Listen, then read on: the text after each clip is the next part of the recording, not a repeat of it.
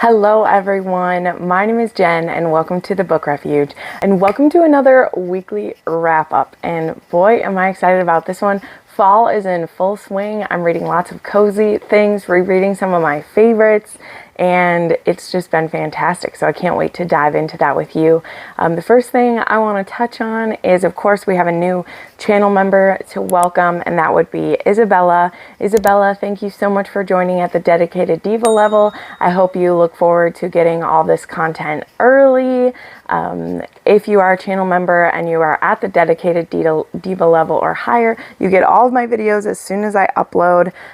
You get, primary answer to comments or questions that you may have, as well as access to a Discord server where you can chat with us. I don't bring that up as much anymore because Discord, I feel like I go through waves where people use it or not, but there's always a link to my Discord in my link tree down below. And when you become a channel member, you can message me on there and I'll give you access to a private server there, which is really cool. So without further ado, we'll dive in because we do have 13 books to talk about and I just can't wait. So we are going to start off with, hold on, I got to get my notes ready over here.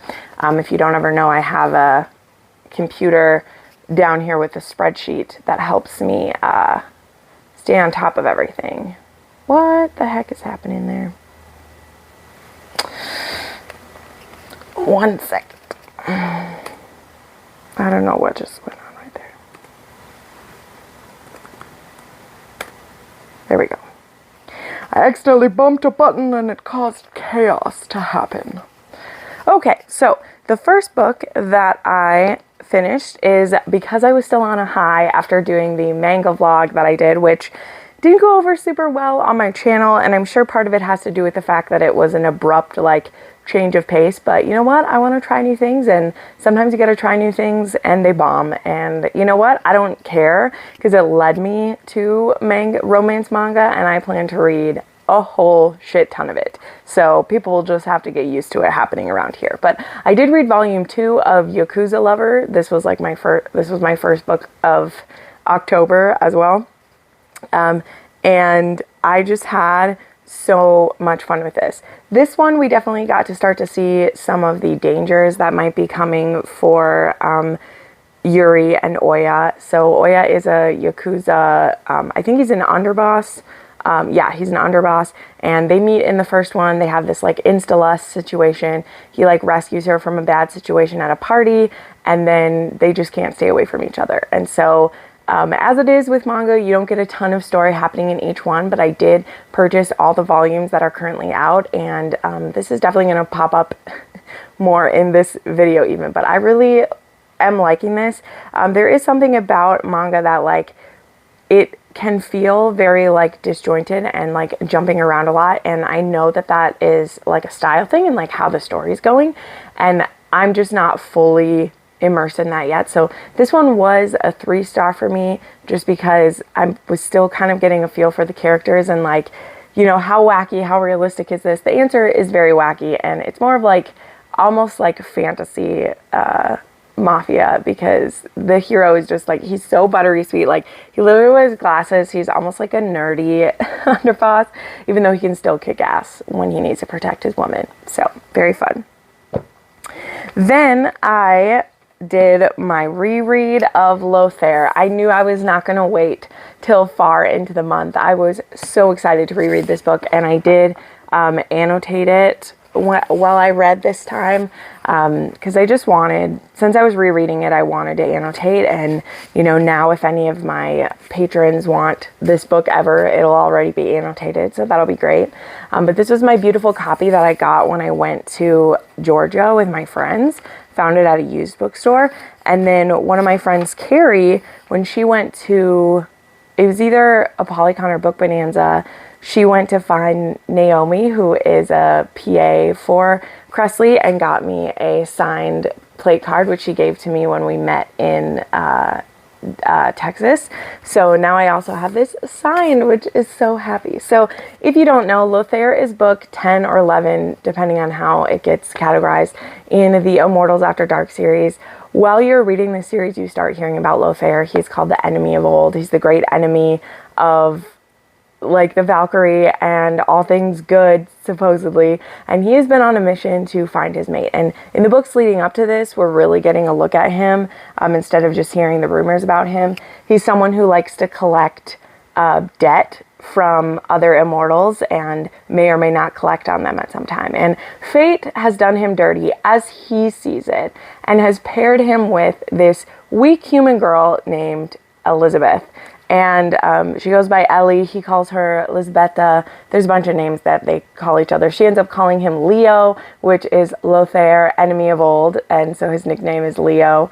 But the thing is, Elizabeth, when she is 18 years old, she has been possessed by this like vampire goddess who is using Elizabeth's body to do horrible things.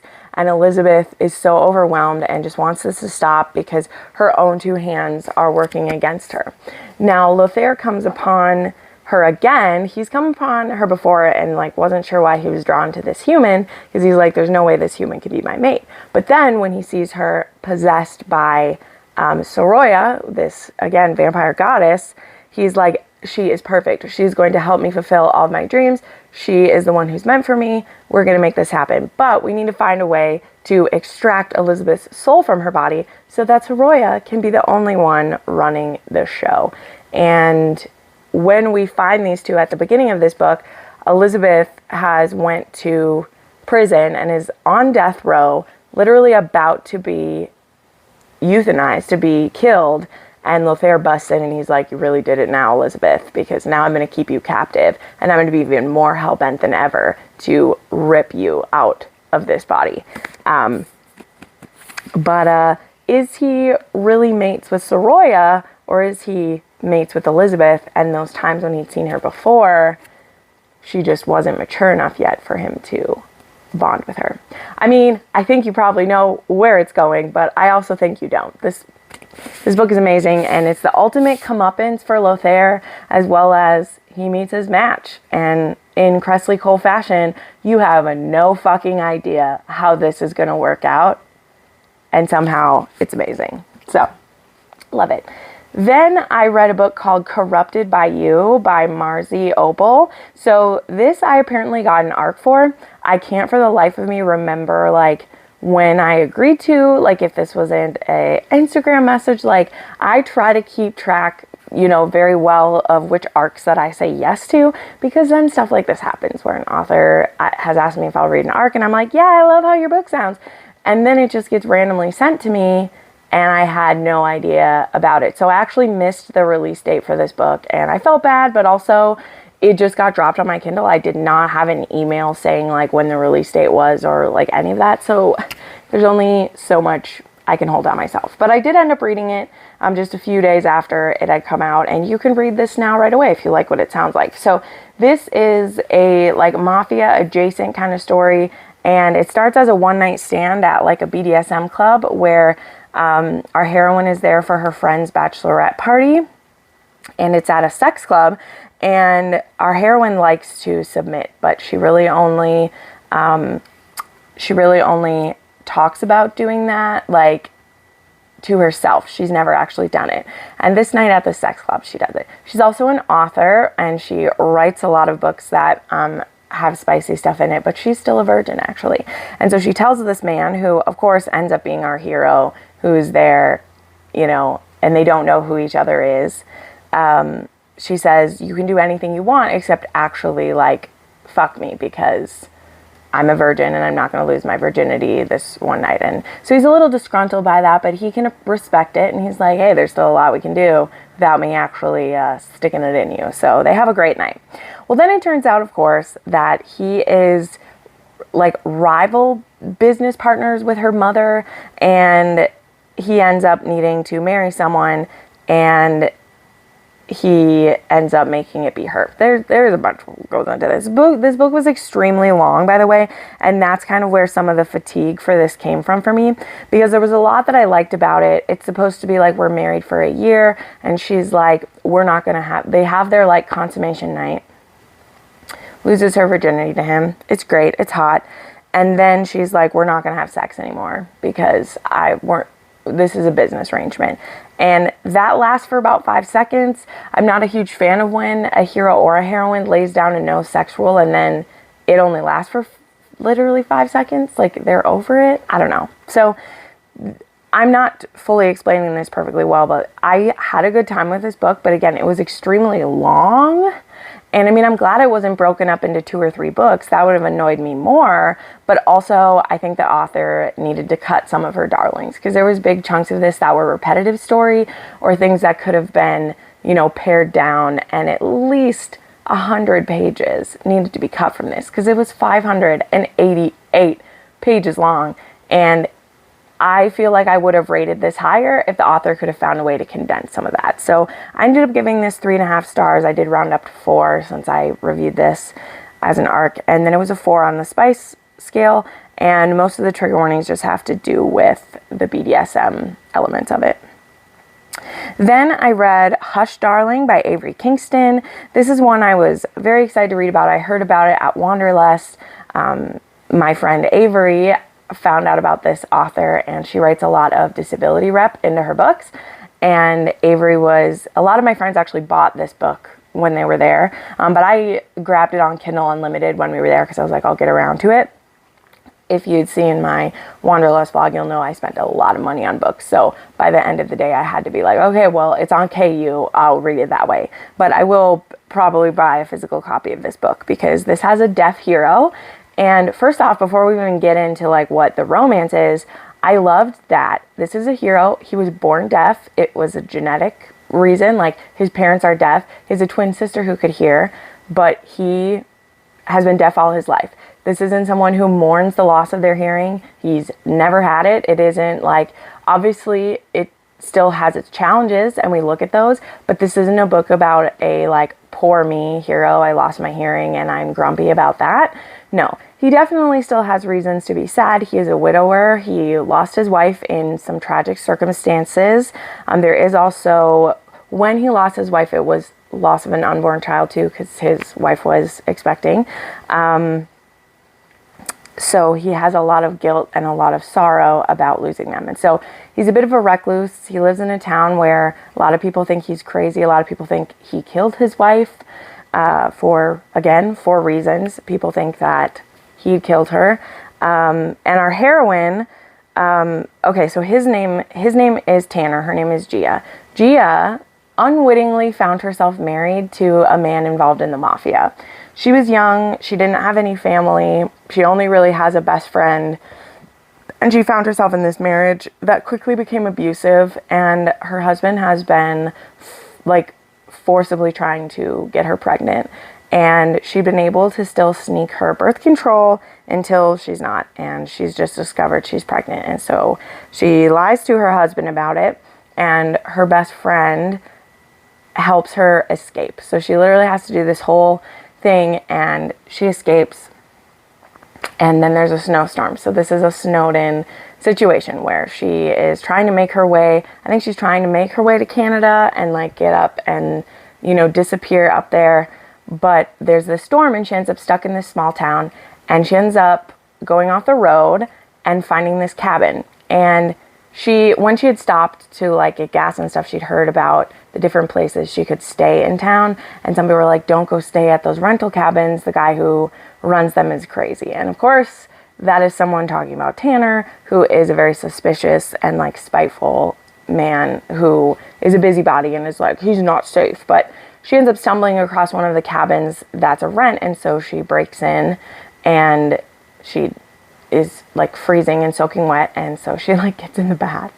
And then Tanner, he lives there with his dog. He actually has a pretty like, I don't want to say state of the art, but like his cabin, his home that he had built for him and his wife is very well put together. He has things set up so that as a deaf man living alone, he feels safe and secure, you know. So he has the like vibrating bed if he gets a phone call, or if his doorbell rings, like his bed vibrates, lights flash, like all the things you would need for your home to be modified as a deaf adult, he has.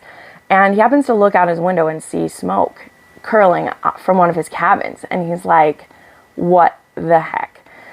And I can't remember if he comes across the car first, but the point being, like, oh no, so she's in the bath and doesn't hear him knocking, and so he goes in, and she has a towel, but she ends up like literally knocking herself out, because he kind of scares her. And so he is like, oh my gosh, what's happened to her? And he goes out and looks around, and then I think he sees the car, and he realizes what happened to her. And so he sets her up, and you know, there's some miscommunication stuff that happens, of course, because she doesn't realize that he's deaf right away. But he basically is like, you can stay here. The storm's coming. You're not going to be able to leave.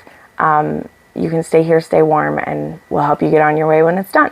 And then we go from there. That was a huge setup for this. But I really enjoyed this. I love forced proximity. I loved reading about a deaf hero. And this book, too, Avery Kingston definitely goes into the barest bit of, you know, the culture of what it would be like to have had deaf parents and to have a sister who's hearing, and just the challenges, but also, like, again, this isn't a hero who mourns his hearing. And while there are people who are always going to be assholes to him and not understand him and think that he's stupid because they don't speak the same language, he is very smart and kind and a wonderful, wonderful man. And so I really enjoyed it.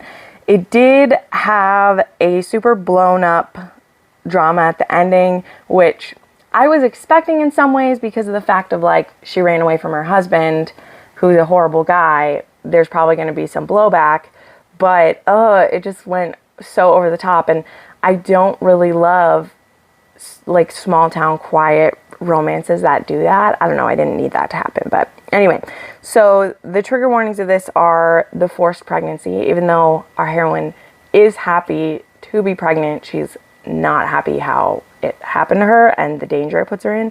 There's grief, there is death of a partner, abusive husband, and characters in peril.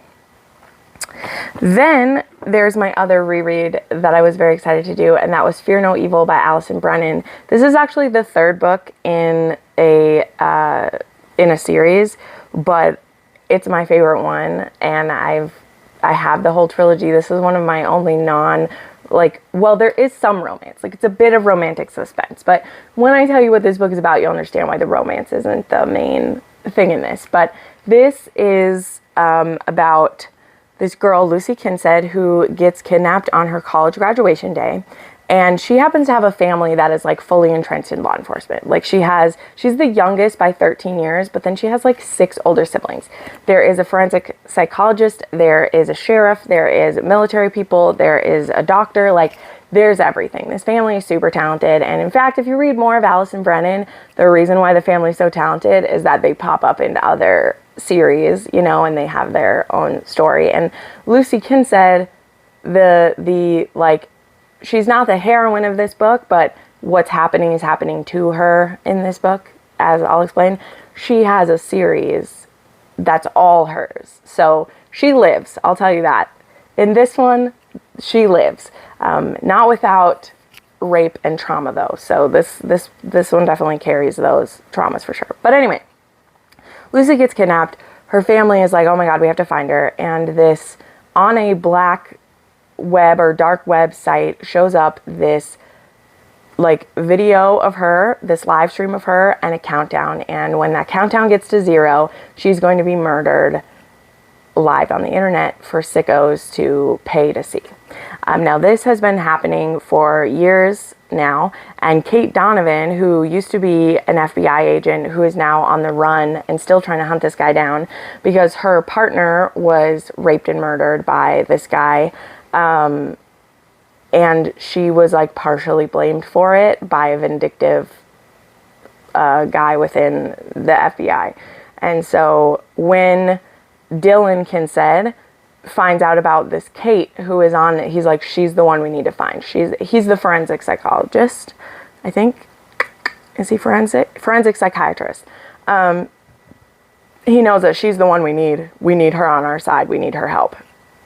So this becomes Dylan and Kate trying to do everything they can to save Lucy. And in this one, we do see inside the mind of the killer a little bit, but for me, it doesn't overwhelm the story. Some part of the reason why romantic suspense are difficult for me is I don't like being in the mind of the killer very much. I like being on the side of our good guys who are trying to catch him, and I feel like Allison Brennan does a good balance of that. So this is a 5-star book for me. This has a 1.5 on my spice scale. Like, it still exists. Like, there is sex on page in here, and so a really beautiful, tender relationship that, though it happens very quickly, it's believable to me between Dylan and Kate. I mean, obviously it's believable. I've kept it all this time. So if you like thrillers, if you like Criminal Minds, if you can handle the darker, twisted parts of it, I highly recommend, honestly, this whole series. Speak No Evil, See No Evil, and then this is Fear No Evil. So definitely give that a go.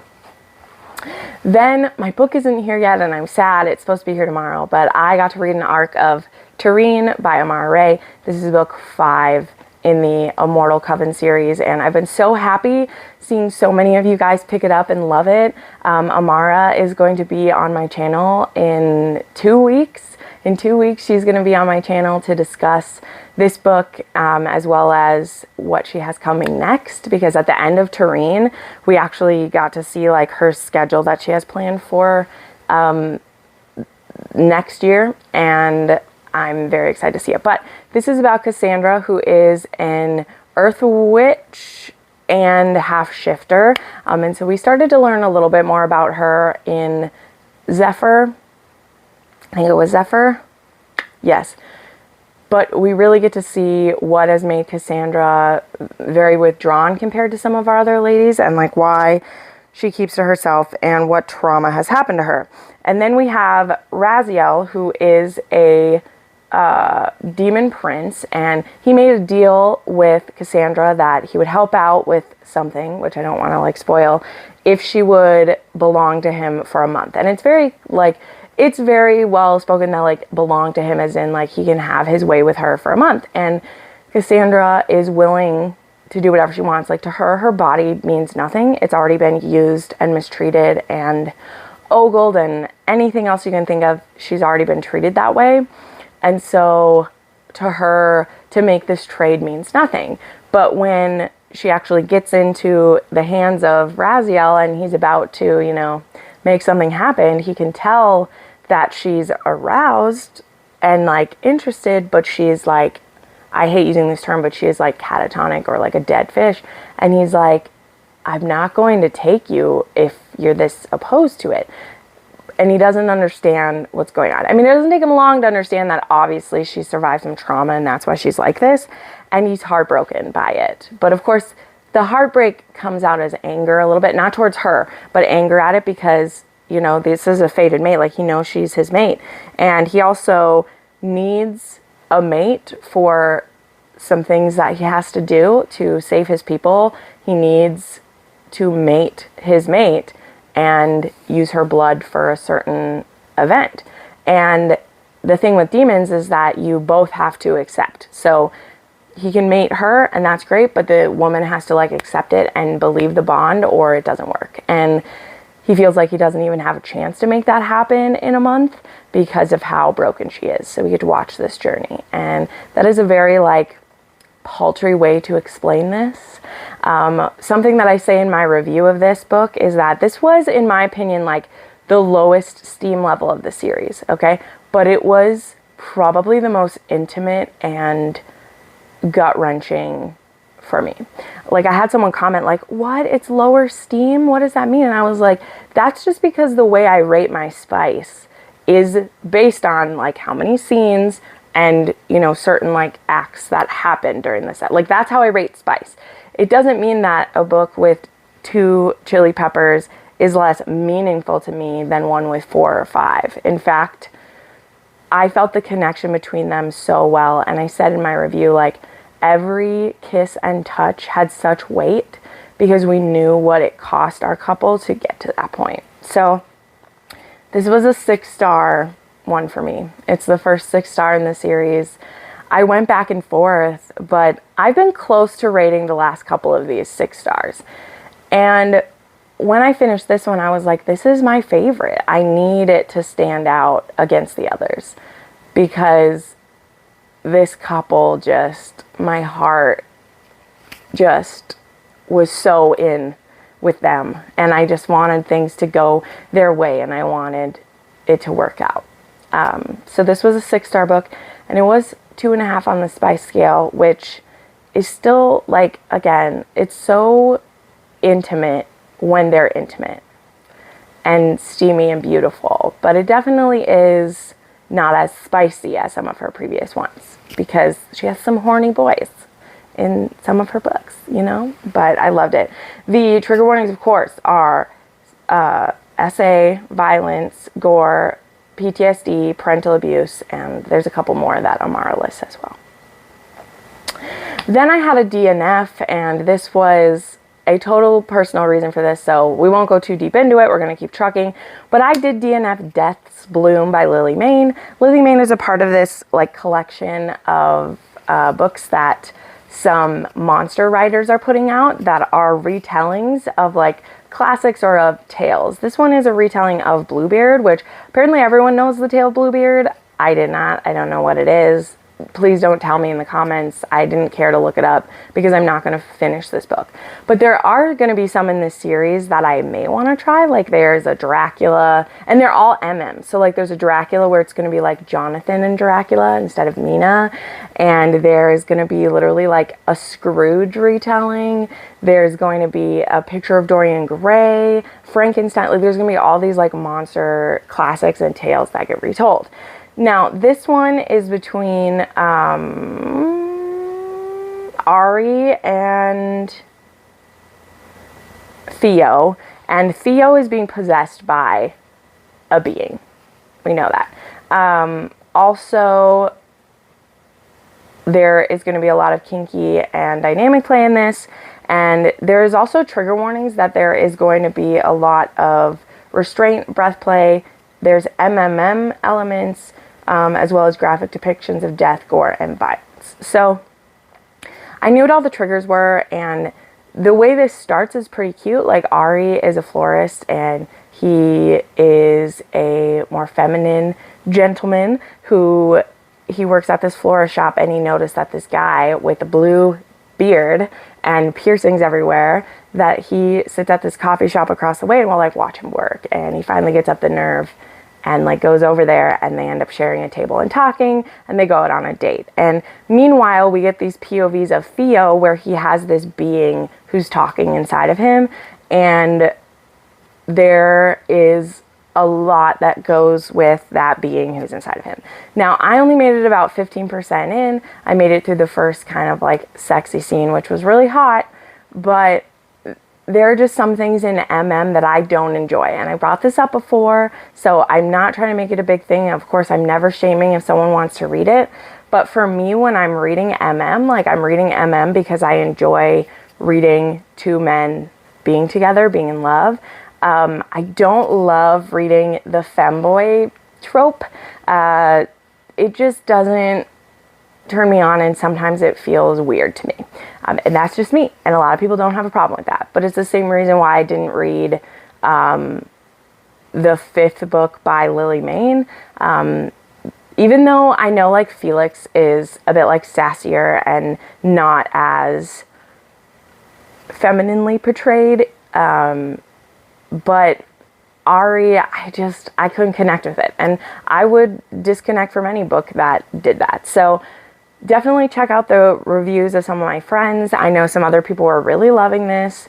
But I did have one of my friends finish it who was reading it. I was like, tell me how you feel at the end. And she honestly, she doesn't have the same issue that I do for that type of archetype that's used. She also was like, yeah, this book was like all sex, and then it was very bloody and gory sex. And I was like, I don't mind gore in books, but I don't love it either. And so I was just like, I'm just gonna step away from it. So I DNF'd this one. It's also very long. Like, I thought this was gonna be novella length. I should have known better, because Lily Mayne, whenever she thinks she's gonna write a novella, she ends up writing a longer book. But yeah, so I think this one could definitely be a good spooky if you like gore, if you like, because they say these are MM horror retellings. So that's why, like, I love Lily Mayne, so I was going to try it anyway, you know. But then I was like, nope, I'm good. Because I'm too much of a chicken anyway. So those are just my feelings. And I'm a straight woman, so I don't those books aren't like fully written for me anyway. I mean, I know that's a silly thing to say because a lot of the people who are ingesting gay romance are women anyway, and I don't make a big deal about it. But whenever there's like a trope within gay romance or sapphic romance that I don't love, I'm just kind of like, well, that's just part of it that's not for me. And it doesn't have to be for me because it's not fully written for me. So anyway, moving right along, I read volume 3 of Yakuza Lover, and this one was all sex. After them having to be apart at the end of volume 2, Oya and Yuri end up being reunited, and I'm telling you, they are just together the whole time in this one, and it was beautiful. They're so beautiful. This one is like spicy without being explicit, so you know there's lots of spice happening, but there's not like, you know, graphic body parts shown at all. So that one, I continued to enjoy it, and I gave that one 3.5 stars, and it was a 2.5 on the spice scale. Then I read some super interesting books, man. These last like 5 books that I read this week are just all over the place, but in a great way. So I read Unnatural by Alessandra Hazard. This was a viewer recommendation, and I did not know this was Omegaverse, so you got one past me, the person who put this in my book rec form. Now, I'm saying that with snark. I wasn't thinking when I read the term. Like I when I was building my TBR for October, I keyword searched paranormal, and this book was one of the ones that came up as paranormal, and I picked like 2 or 3 of those to read for October that were viewer recs. And this one came up, and it said that it was paranormal like shifter, and there was 2 alphas who end up mated together in an arranged marriage. And I read that and I was like, whoa, that could be interesting. Cool. Not even thinking that the person writing alpha, like, of course they meant Omegaverse, because to me, when I see shifters and I see alpha, I'm just thinking like it was werewolves, you know? So once I started, I got a bit nervous because there was a warning from the author who said, like, there is mpreg in this universe, but it's only referenced in this one. Neither of our characters gets pregnant. So I was like, okay, let me try this. Because it was a pretty like short one, like it wasn't super long. So I was like, well, I'll just give it a go. And what happens is there ends up needing to be this political marriage between these 2 like planets so that they have peace. And one of our heroes, Royce, he actually has been, it's been hidden that he's an alpha. So he's actually like been presented as a beta, and he's part of like, I think the Senate or the government of his place. And so when our other hero, Hayden, who is a military officer, and like his father, I think, is the leader of that planet, he sets up this arranged marriage, and he says, you can marry me to a beta. I don't care if it's a man or a woman. I'm cool with it. And Hayden actually is an alpha. And then when this marriage happens, it becomes super clear. Royce admits, he's like, I'm actually an alpha. I'm not a beta. And so this has the opportunity to go horribly wrong because 2 alphas generally can't be around each other in the same house for long periods of time. But this is about how they make it work, as well as some secrets that come out that maybe make it easier for them to get along than we would expect. So I had an okay time with this. This one did wrap up and have an HEA, though there is some good groundwork set for next book, so I may try another one. But on the whole, I'm still not interested in Omegaverse. Sorry, I don't think I'll be a convert to it. But I didn't hate this as much as I thought I might. So, and it was cute that it was an arranged marriage. So this was a 4-star, and it was a 3 on the spice scale. And one thing though, if you do really love like scent marking is what it's called, like that happens a lot in this, and it was pretty hot. Then I read a shifter book that was regular shifters, and that was Clayton by Rochelle Mills. So this book was a trip. Okay, this is a trip, and this was so emotional, and I can't wait to see like where this story goes between everybody involved in this. But this is a rejected mate story, and And our heroine is Raya, and when she was 16, she realizes that a guy in her school, who's also the alpha's son, he's supposed to be the next alpha, and who already has a mate. Now, it's his chosen mate, it's not his nature-given mate, but he's already with her, and they've been childhood sweethearts, and so he's not going to leave her. But when Raya goes into her first, realizing it, she's like, you're supposed to be with me, and he's like, no, I'm sorry, I'm going to be with this person instead.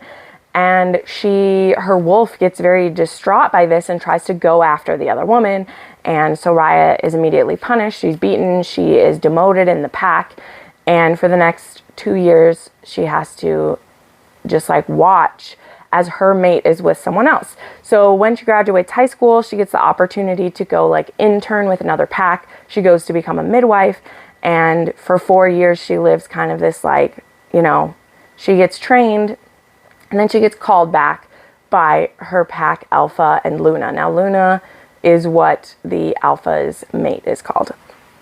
And she gets called back to be this, and immediately it is very painful to be there. And it's also difficult for Clayton because he fully wants to be with his wife, but his wolf is like, you have fucked up. So there's a lot of clash right there. And there's even more clash when the doctor at the clinic that Raya works at, his name is Dallas, he has lost a mate. He lost his wife / mate. And so he is single and alone, and Dallas and Raya start being drawn together, and it really stirs the shit up in this pack. All right, it stirs it up, and there is a cliffhanger at the end of this one, and I think I know where things are going, but I also have no idea. So I want to continue reading this series. I know that the first 2 are about Raya and the situation, and then I think book 3 is about Dallas's brother, actually. So we'll see what happens with there. But I did give this one 4 stars. This was extremely angsty. It was also very low on steam, and it was written in a very wordy, kind of flowery way. I would compare this to TJ Klune's writing, even though his is more sophisticated and more smoothed out. I feel like this author was kind of going for that style, not necessarily copying him or being inspired by him, but that's what I was feeling from it, and I liked it while reading about Raya because it just fit with when we would be in the wolf's head a little bit. She calls her wolf the wild is what it's called, and I don't know, but Raya goes through some stuff. This is angsty and painful because nobody chooses Raya first, and we maybe have someone who will choose her first, but even he had a mate before, so he knows what a true mate bond is supposed to feel like. I don't know how this is going to work. I don't know how it's going to work, but I was drawn in. So I gave this 4 stars. It only has a 1.5 on the spice scale, and there is violence, death, and gore in this one. All right, then I read Black Sheep by Brynn Weaver and Alexa Harlow. This was a recommendation from my friend Ashley Mack, as well as Tiffany from Tiff Talks Pages. This is a female serial killer. She's a bit of a psychopath. I say a bit because I think she just didn't have someone to kind of wake her up, and I love when I see that happen, either to a man or a woman in a situation like this. And so in Black Sheep, our heroine, her name is Bria, and it actually starts off with her committing a murder. She always sleeps with the men that she kills, and so it has her finishing this guy off in more than one way. And she's also in academia. She is a doctoral student, I think. And she is also trying to bring down, I don't know if it's just the one cult or if it's more, but she was cast out and almost killed by a cult when she was young. She disobeyed them and was ostracized, and she's been trying to get revenge on them all this time. And then our hero Eli, he is I think it's forensic psychologist, and he's actually working with the FBI to study and bring down bad cults as well. And so Bria wants to kill them, and he wants them to go to jail. And yeah, so she ends up they have a meeting where he gets really flustered by her. He thinks she's really beautiful. And then he goes back. He's supposed to have a meeting with a doctoral candidate, and it happens to be her. And because he was distracted by this girl at the coffee shop, he didn't end up finishing her whole paper, and he ends up kind of looking like an ass to her. But then he tries to make it right by having one of his colleagues meet with her instead, and he's super drawn to her. And when Bria does some spying on him, because at first she's kind of pissed at him for what he did, and that could turn deadly very quickly if she got too pissed. But she does a little bit of spying on him, and she discovers that he is a dom. I would definitely call him like a cinnamon roll dom in some ways, because he is this like nerdy, sweet guy in his like academic life and in his interpersonal stuff, but when he gets in the bedroom, it's like, let's go. But this does have some switching happen. Our heroine discovers that she loves giving up control, but she's also very much like, make me. You know, she's very much like, you have to take it if you're going to be in control. And there is pegging in this book, which is why Ashley recommended it to me. And I love the scene when it happened. Like, oh my God, it is so good, because this hero is so up for anything, and he's willing to like share and like switch up that dynamic, even though he's fully comfortable being in control. Like, it was so good. So I had a great time with this book. I gave it 4.5 stars, and it was a 4 on the spice scale. So this has murder, torture, cults, violence, and gore. There's bondage, toys, sharabi, pegging, and a bit of primal play as well. So this had a lot of stuff, but surprisingly, like, it was a slow burn until stuff started happening, and then we just went hog wild with it. It was great. Then I read Squall Line by Gwen McNamee. This is one of the books that actually got signed at Wanderlust. I actually bought the whole series. I pre-ordered it because I'm really interested in the series, that it is like Great Lakes pirates. It's called the Inland Seas. And I'd actually DNF'd this book before. I thought it was further ago, but when I checked my Goodreads, it was actually a year ago. And I had gotten kind of bored with it. But Ashley was going to be reading this book, and I was like, let me buddy read it with you, because I feel like if I get through this book, I'll want to read the other ones. And I think that is the case. This was a bit of a tough setup for me. It is our heroine, Grace, is captaining a ship for the first time. She's been trained to do it, but now her father's dead. The company is in trouble, and so she's had to take over, and they get boarded by Warwick and his crew, who are there to get the contraband that has been stuffed into their shipments, which Grace doesn't even know about. But she ends up getting taken prisoner because they're not able to get everything that they want at one time. And like him and his men, they owe money to this mafia that they haul the drugs for. And so this whole mess just ends up happening, and Grace ends up being captive. Now, the issues I had with this is that for me, this book was slow. Okay, it was slow, and that's why I DNF'd it last time. There is nothing intimate between these two until like 80%, and then we have sex like 6 times, not even 6, like 3 times, and oops, I might be pregnant, but the author doesn't even tell us if the test was positive or not at the end of the book. And I'm like, obviously we'll know in the next book, but I was like, the next book is about a different couple. You don't leave a pregnancy hangover at the end of your book, Gwen. Like, what are you doing? Like, you don't do that. No. So anyway, there are some things I was liking, but others I won't. Now, again, I have the rest of the series here, and I really want to continue this series, so I'm going to. This next one is about Cutter and Valentina, and I'm hoping that now that we've kind of set things up, because that's a lot of what's happening, is that we get kind of some new goals in this one. I'm hoping that's what's going to happen. But if not, it was like I got these all signed, I'll just sell them on Mercari or something if I don't end up liking them all. But I will try at least the next one. So yeah, I only gave this one a 3-star. I feel like I was a bit generous. And then it was barely a 2 on the spice scale for this one. And then the last book I read, which I finished last night, and it was also a recommendation from Ashley. I don't know where she's finding these great books, but I love when I find a new friend who can recommend books. And if you like some of these books that she's recommended, to me that I'm recommending you, you definitely should check out her books. The Taste of You just came out, and I loved it so much, and I can tell that all these good books we're reading are just like feeding that. But anyway, I read With Force by Daisy Jane. This was so interesting, okay? It was not a perfect book. But the themes that it dived into were amazing. So this book, as you can tell by the cover, it says taboo romance. Now, the only reason this is taboo is because of the kink that these two interact in, okay?